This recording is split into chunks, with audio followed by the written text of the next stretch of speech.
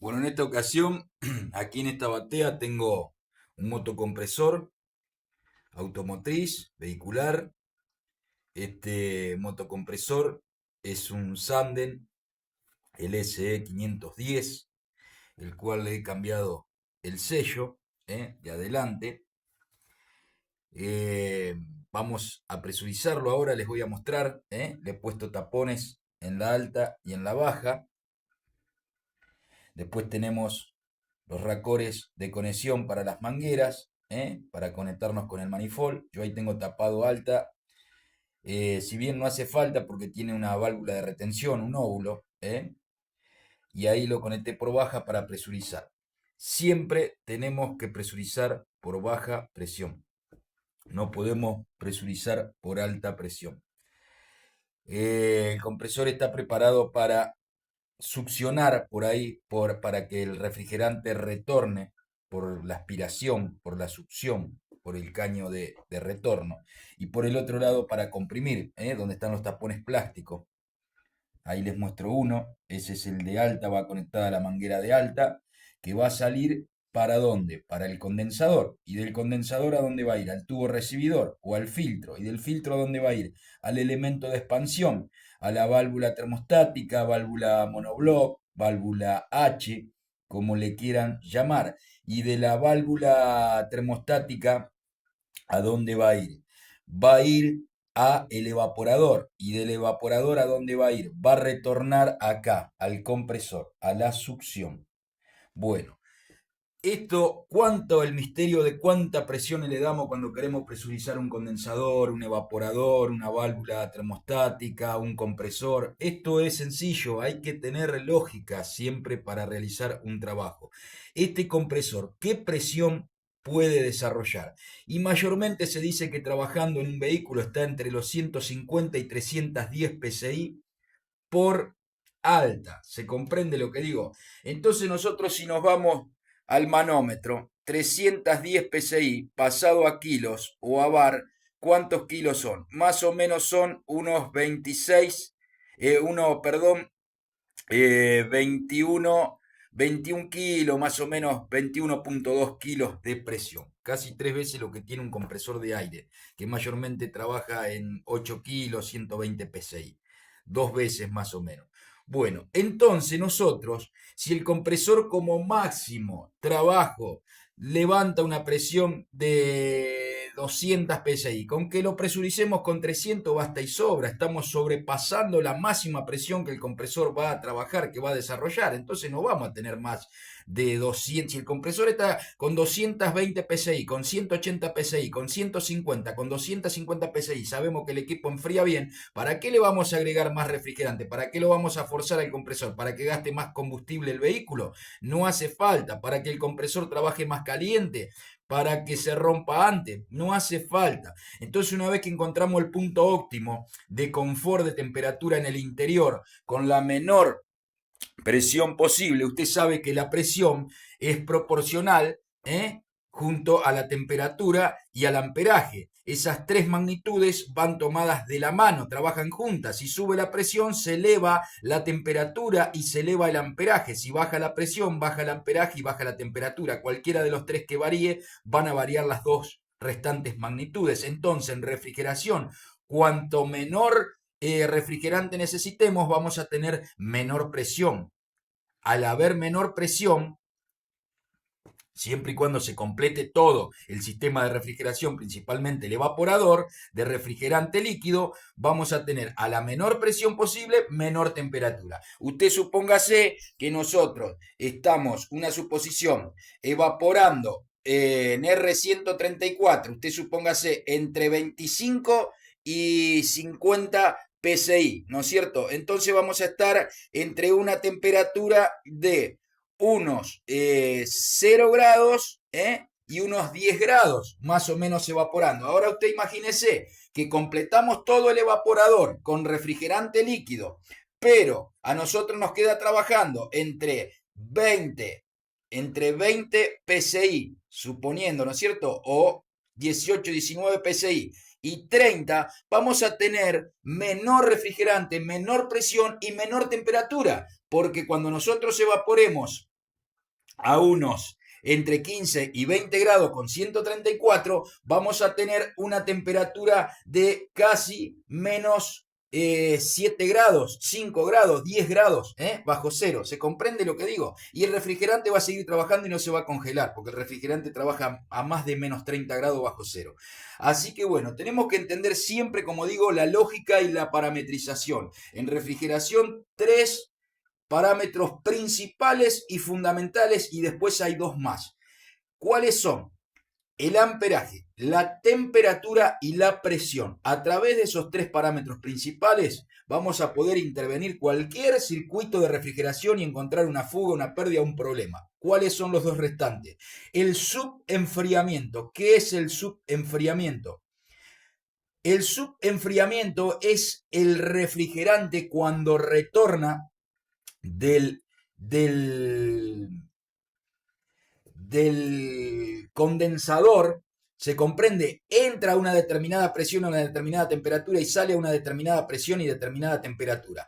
El refrigerante en el condensador se subenfría. ¿Por qué? Porque a través del aire que toma del andar del vehículo, o de un forzador de aire del electroventilador, o si es estático del mismo aire del ambiente, el refrigerante entra caliente, ese aire le hace que pierda temperatura y por ende la expulsa hacia afuera, ¿se comprende? Sacándola de adentro del recinto, ese es el calor que va a tirar adentro del recinto y baja la temperatura del refrigerante y baja la presión.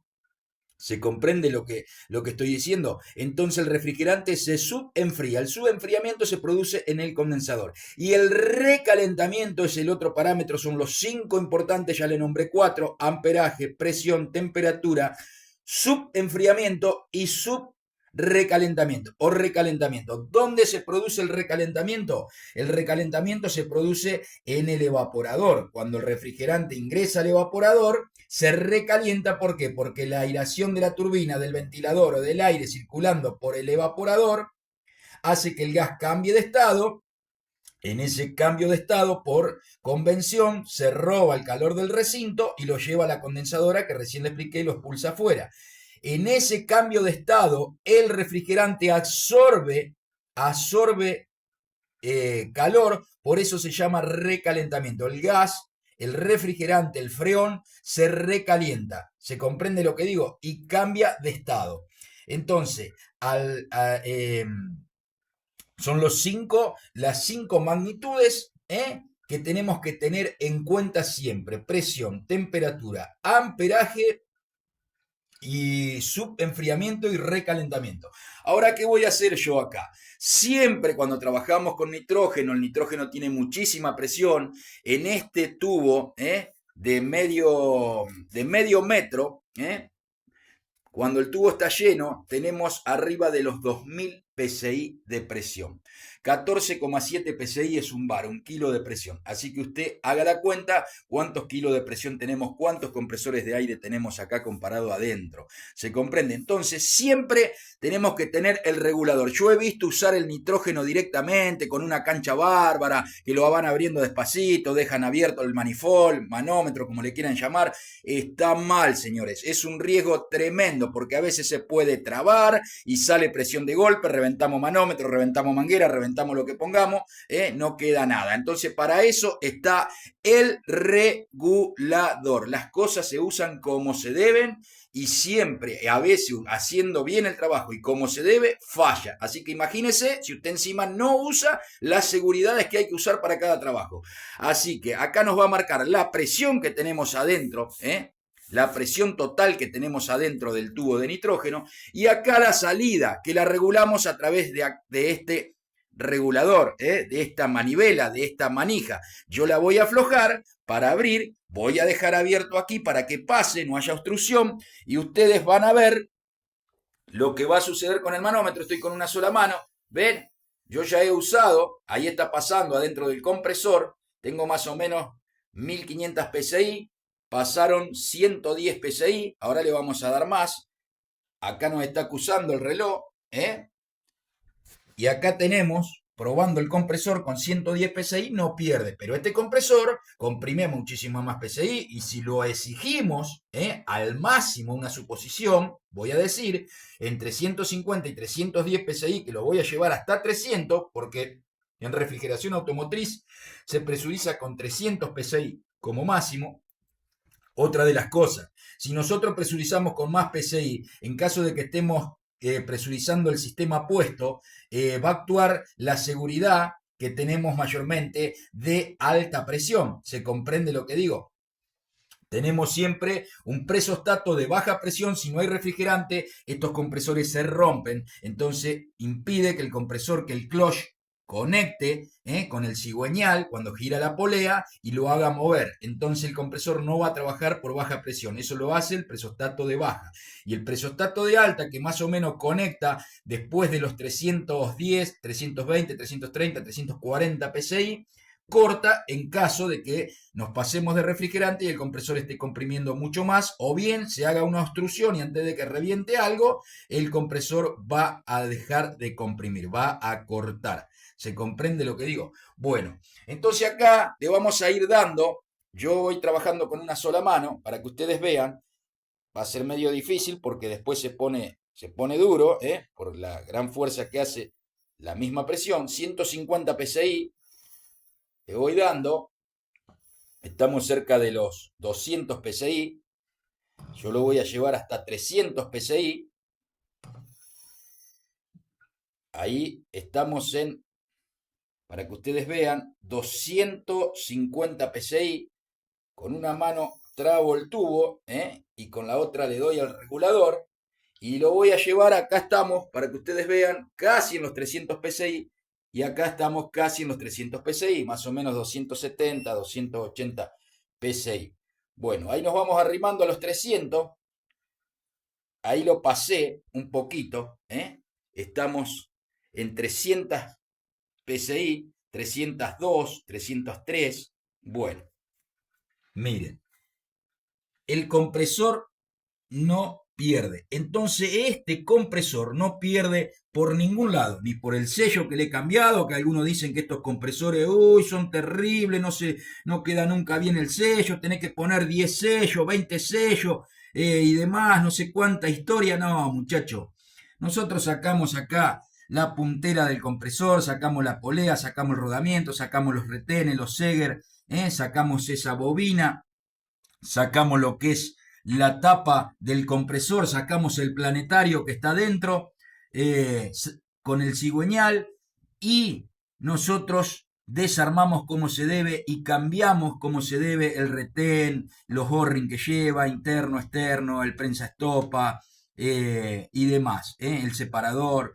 Yo lo expliqué en un video. Y esto queda bien. Y no hay que poner ni 20 sellos, ni jugar si me sale bien, si me sale mal. No. Hay que entender los pasos. Hay que entender que debemos aceitar cuando ponemos el sello, con las herramientas que se necesitan y entender cómo hacer el proceso. Y esto no pierde, no pierde. Porque yo escucho, no, después no queda bien. Miren, yo estoy presurizando y se lo estoy mostrando a 305 PSI. 305 PSI, este compresor no va a llegar nunca. Este compresor está trabajando en una máquina más o menos a 180 PSI. Yo le estoy dando 120 PSI más. ¿Se comprende? Le estoy dando 8 kilos más de presión para asegurarme. Este compresor no va a perder. Este compresor, ustedes ven que está sumergido en el agua. Miren hasta dónde tengo agua. Está totalmente tapado de agua, no burbujea en lo más mínimo por ningún lado. Ustedes ven que hace un rato largo que estoy aquí con el video. Así que bueno, otras cosas importantes que le voy a decir. Si nosotros desarmamos el sistema y lo traemos al taller para hacer el trabajo en el taller, para presurizar y demás, porque tenemos la batea, tenemos la herramienta y demás, y supónganse que la válvula termostática la dejamos, la válvula de expansión la dejamos colocada en el evaporador para no sacarla y después le ponemos los racores, que ahora no tengo acá para mostrarles, y por YouTube no puedo cargar foto como para que lo vean. Me encantaría que YouTube el día de mañana pueda corregir eso para, aparte de los videos, poder cargar imágenes de lo que decimos, sería muy bueno. Entonces yo aquí le mostraría un evaporador con una válvula termostática y con los racores que yo hago para presurizar. Siempre las válvulas termostáticas, o válvulas monobloc o válvulas H, como se conoce, cuando usted la va a presurizar, siempre por el lado de baja. Nunca lo vaya a hacer por el lado de alta, el cual lleva la confusión, y por eso se los aclaro. ¿Por qué lleva la confusión? Porque por el lado, digamos, donde viene el refrigerante, de donde viene el refrigerante que ingresa a la válvula para que se produzca la depresión, para que baje la presión, para que el refrigerante ingrese en estado líquido, ingresa por el lado más fino, que sería, vamos a decir, la alta, ¿no es cierto? Entonces, si nosotros presurizamos por ahí y no tenemos el cuidado debido, porque muchos no saben explicar el por qué no se puede presurizar por ahí, porque dicen se rompe, pero ¿cuándo se rompe? Si yo presurizo con 100 psi una válvula termostática monobloc tipo H por el orificio donde ingresa el refrigerante, ¿la rompo? No, no la voy a romper. Primero que para romperla hay que sobrepasar los más o menos 15 bares de presión, que estaríamos hablando en 220, 230 psi. Por ese lado, ¿se comprende?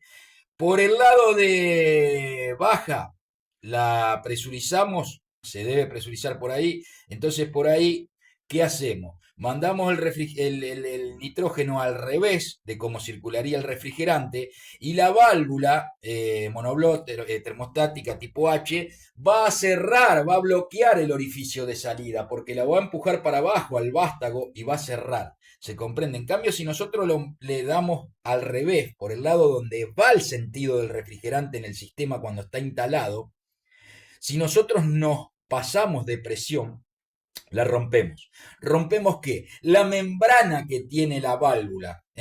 La membrana que tiene la válvula, que ya viene calibrado de fábrica eso a través del ajuste de un torque, de una tensión, ¿eh? Eh, para que la válvula trabaje, abre y cierre cuando el evaporador necesita más o menos refrigerante. ¿Se comprende? Pero no es que se va a romper si nosotros no sobrepasamos la presión. No, no la va a romper nada porque el refrigerante ingresa por el orificio más pequeño. ¿Se comprende? Así que bueno, tengan presente eso, pero presuricen por el lado de baja. Presuricen por el lado de baja, si sacaron el evaporador con la válvula termostática, tapan el lado de alta para que no tengan unas pequeñas fugas, porque a veces hay unas pequeñas fugas, por más que esté cerrando el vástago de la válvula, entonces lo tapan, se aseguran de que no los engañe después esa pequeña fuga en la medida y presurizan por el lado de baja. ¿Se comprende? Entonces no van a correr ningún riesgo de romper la membrana de la válvula. Así que bueno, este es otro pequeño tutorial. Estamos en 305 psi. El compresor, miren, no burbujea por ningún lado. Entonces esto nos garantiza de que este compresor no va a perder y va a trabajar muchísimo más aliviado de la presión que lo estoy forzando, casi el doble en el sistema. Así que bueno, a la hora de presurizar un evaporador, ¿qué tengo que hacer? ¿Qué presión le tengo que dar? Que todos preguntan siempre lo mismo. Muchachos, usemos la lógica, usemos la cabeza, usemos el sentido común, usemos el aprendizaje. Agarremos siempre una virome y un papel y escribamos, dibujemos y pensemos, razonemos. Si un evaporador trabaja con una presión, una suposición, vamos a hablar siempre de suposiciones, en estado de reposo del refrigerante 134A, en el peor de los días, en el peor de los días, un día de 45 grados de temperatura, un día de 45 grados de temperatura, nos vamos al manifold, vamos a buscar la temperatura del refrigerante 144 a una temperatura de 45-50 grados. Aquí está, ¿se puede apreciar? ahí lo tenemos. En verde, esa es la temperatura del refrigerante 134. 50 grados de temperatura. Si seguimos esa línea para arriba, estamos entre 150 y 200 psi. 175 psi. Entonces, el evaporador, ¿con cuánto lo vamos a presurizar? Y en el peor de las condiciones, en la peor de las condiciones, en el peor de los casos, cuando un día ese vehículo, ese evaporador se encuentre a 50 grados de temperatura, que nos vamos a cocinar, no llegamos nunca todavía, aunque con los años vamos a llegar seguramente, ese evaporador en estado de reposo refrigerante, vamos a tener esa presión 175. Entonces, con que nosotros le demos 200, nos aseguramos de que si en 200 no pierde, nunca va a perder ese evaporador. ¿Por qué? Porque la presión no va a llegar nunca. ¿Eh? ¿Por qué? Porque el evaporador cuando esté trabajando va a haber menos presión que esa. ¿Eh? Muchísima menos presión que esa. Porque vamos a tener la presión del refrigerante, evaporándose a 0 grados, a menos 10 grados bajo cero, a menos 30 grados bajo cero, a 10 grados de temperatura. ¿Se comprende? Y van a ser unas presiones muy, pero muy mínimas, muy bajas. Pero, ¿qué es lo que pasa? Hay muchos que presurizan y piensan en la presión de evaporación que tenemos adentro del evaporador. ¿Se comprende? Y no piensan la presión que nosotros tenemos cuando el refrigerante está en estado de reposo, con el vehículo parado, que aumenta por la temperatura que haya en el ambiente. Entonces tenemos que hacer ese cálculo. Y con el condensador, ¿cómo hacemos? Lo mismo, señores. La presión que genera un compresor de heladera, un compresor de aire acondicionado, 450 psi, 50 psi, que muchos dicen en 5 segundos, en 7 segundos, en 3 segundos, tiene que levantarla y tiene que retenerla. Esa va a ser la máxima presión que nosotros tenemos que darle al condensador. ¿Se comprende? Porque va a ir derecho del compresor al condensador. Entonces tenemos que usar la lógica cuando queremos presurizar. ¿Qué presión viene? ¿Qué presión trabaja? Ahora, si nosotros no sabemos la presión que trabaja un refrigerante, no sabemos la presión que trabaja un compresor y demás, muchachos, tenemos que seguir estudiando. Si no, no vamos a llegar nunca a la escalera del éxito porque no podemos formar un desarrollo, un procedimiento, eh, una escalera para encontrar el problema o para llegar al éxito. ¿Se comprende lo que digo? Entonces tenemos que, si vamos a la facultad, yo siempre digo, yo realizo cursos continuamente, ahora estoy haciendo un curso muy bueno de pantallas LCD, y uno ve que hay muchos alumnos que se anotan en la facultad, porque los cursos estos son con certificado internacional, pero dan la posibilidad de anotarse a gusto a aquel que le guste la parte electrónica.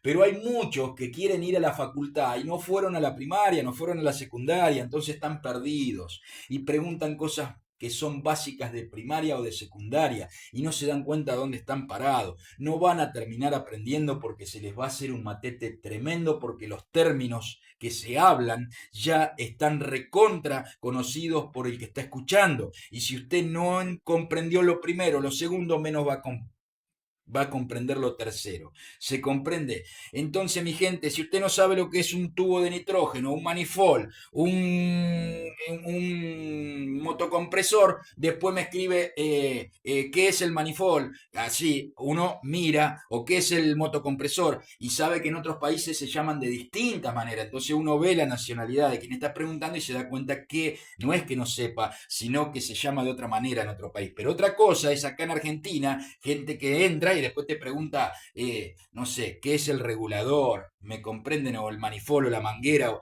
No, muchachos, tenemos que hacer un curso, tenemos que aprender mecánica, tenemos que estudiar refrigeración mecánica, tenemos que estudiar refrigeración eléctrica y hoy en día electrónica, porque todo es electrónico. Todo es electrónico y si no se queda en el tiempo y no se puede seguir ejerciendo ninguna profesión hoy en día si no se estudia electrónica, se lo puedo garantizar, porque hoy viene todo computarizado, hoy viene todo a través del software, el hardware viene programado Lo físico viene con un programa, se tiene que conocer, se tiene que saber electrónica, si no nos quedamos en el tiempo. Así que nada, les dejo un abrazo grande, cualquier duda me lo escriben en el canal de YouTube, en Y si lo hago yo. Chelsea, electrónica ya está listo. De quien les habla Cristian Isola, le dejo la mejor bendición. No se olviden que Cristo Jesús está a un paso de distancia, que toda solución, que todo imposible lo encontramos enfocando nuestra mirada al cielo. Dios está, como dije, a una oración de distancia, a un pasito muy cortito que tenemos que demostrarle a través de la fe cuánto lo amamos, cuánto le agradecemos, cuánto lo respetamos y cuánto en él confiamos porque es nuestro soberano Rey, nuestro redentor, reivindicador y dador de la vida eterna para aquellos que en Él confiamos, que en Él nos fiamos y que en Él creemos. Todo lo podemos en Cristo que nos fortalece. Dios está a una oración de distancia. Bendiciones.